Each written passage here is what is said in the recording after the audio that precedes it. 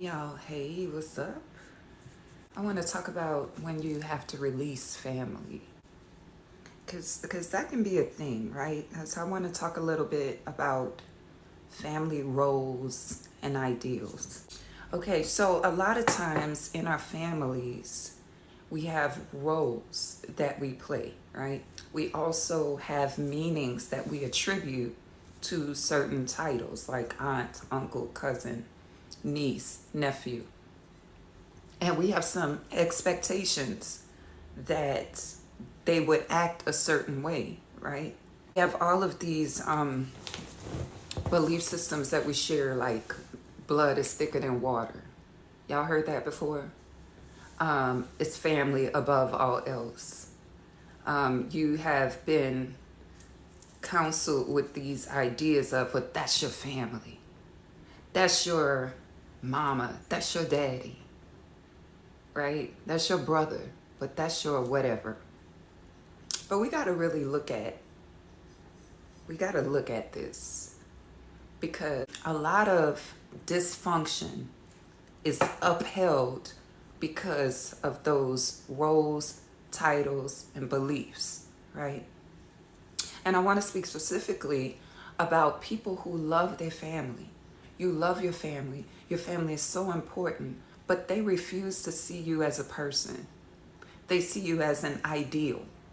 They see you as the role you're supposed to be playing.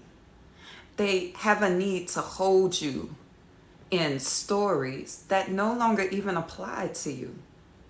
Or they hold you in stories that have nothing to do with you. It's nothing about your personality. It ain't even what you think. But they are holding these stories, right? And that becomes challenging and difficult. Have you been there?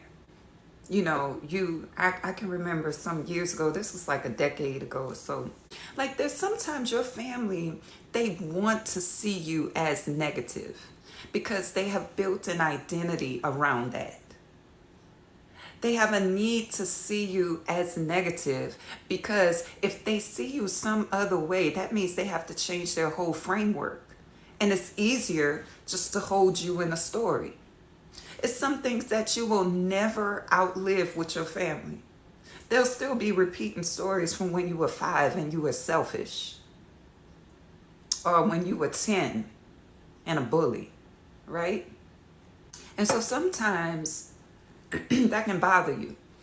If you live a lifestyle that is not what they believe in, they can offer a healthy dose of rejection and criticism and judgment. I'm talking to somebody. You carry a different religious belief, they have a problem, right? You date who you want to date, they have a problem. You cut your hair, they have a problem. They don't like what you're doing in your life. Maybe you finished school and they feel some kind of way. Maybe you didn't finish school and they feel some kind of way. Maybe they think because you have a certain amount of income that you should be sharing it. Maybe they think that you shouldn't be prospering because you don't follow their belief systems. When you go around them, you feel the energy, the contraction that they offer, and they say it's you. Yeah, I'm talking to somebody. I got to hit this point right quick and go. Here's what you need to do. So, Teal, what's up? Here's what you need to do. On the inside, you need to examine now what these roles mean to you, because you've been holding some roles too. You think that they should not be treating you like that. You think they should be more open. You think that they should be able to release and let go, but they can't. And it hurts you because you want to be seen as a person, not as an ideal. Example, sometimes you have like maybe a patriarch of the family, and you believe the patriarch is supposed to protect, but the patriarch ain't protecting. Or there's the matriarch, and she's supposed to hold things together, you think, but she ain't doing that. You got to release them from that role. They don't want to play it. And they need to do the same thing with you, but they probably won't. So you release yourself from the role. you release yourself from the role. How do you do that? You look at the things that you expect from them that they are not doing. Look at that. And look at whether or not they have ever done it. Chances are they probably haven't done it in a very long time, if ever. But you still keep hope alive that they can. It's time for you to release the ideal and for you to look at where you are right now with them. They don't owe you anything, right? And you don't owe them anything. And this is a tough pill to swallow. Because just like you don't owe them anything, they don't owe you anything. You got to look at what it means to be brother, sister, mother. I had to look at this in my life. Because for me, when I call you my brother, let's say, that means we're going to act a certain way with one another. And so for years, we weren't acting a certain way with one another. I mean, I grew up with you. We came from the same family, lived in the same household. What's up? But that's not what was happening.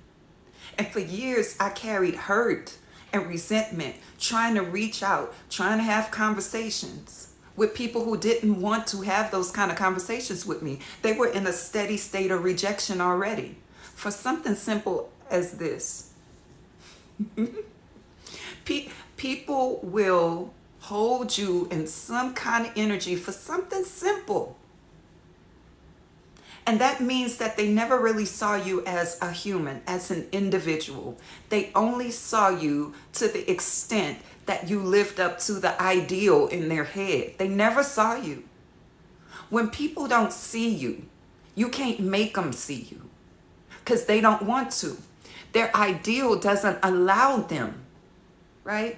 So I had to go back and go, okay, I need to rework this because I'm creating suffering in my life and I've been doing it for years. What does it mean for me to call someone my cousin? What does that mean? Because it doesn't mean blood is thicker than water. The proof is in the pudding. It doesn't mean family above all else because the proof is in the pudding. It doesn't mean we're going to have a good conversation, a good relationship. It doesn't mean that they're going to love me or see me. It doesn't mean any of that. But those are some of the inherent expectations of these words. It doesn't mean any of that. So what does it mean?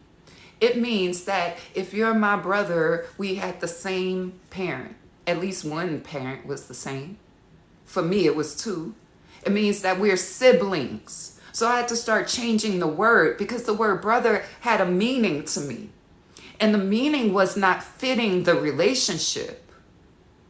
So I had to change the word that I was using. Why are words so powerful? Words are powerful because they carry a meaning. It's not the word, it's the energy of the word, the meaning. Okay? So I had to, for me, because my brain, when my brain hears brother, it has some expectations. And my relationship was not living up to my expectations. So I was creating suffering. And so I couldn't have a good relationship with him because I was looking at the ideals, the expectation. And he couldn't have good idea about me because he was looking at ideals and expectations. And so now I use the word sibling. I have a sibling. Now, sibling for me, I don't know about you, but sibling takes all the expectation off. I have one sibling. I have one male sibling. Now, I don't expect anything from him. And so whatever we have together that manages to be positive, we have a good time. Why? Because I had to reframe how I was thinking about the relationship and release my expectations. There's nothing wrong with having expectations. There's nothing wrong with having expectations. The problem comes in when your expectations don't align with the people you are in relationship with. I had to use another word.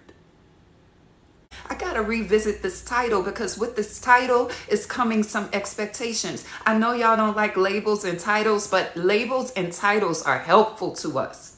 Now, they're not helpful when they confine us. They are helpful and descriptive in describing. We need them. You see, that small shift helped me to come into a better relationship with him through releasing expectations. I want to say this to you, in all walks of life, there's nothing wrong with expectations, okay? Because expectations come from you.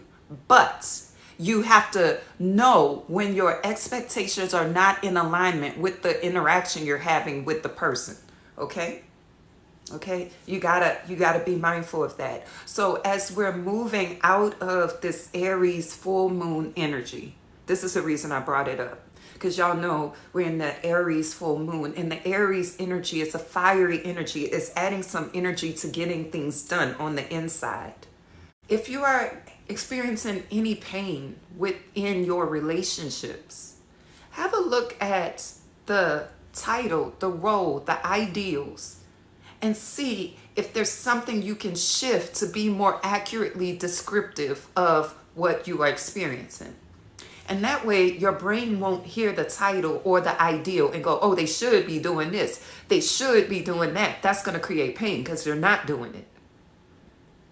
But if you call them something else, that might help you. I'm here to help you live a healthy and a happy life. Listen, if you're new here, let me know if you're new. Follow me and set the notifications so you'll know when I go live. I offer one-on-one coaching on my website. Link is in my profile.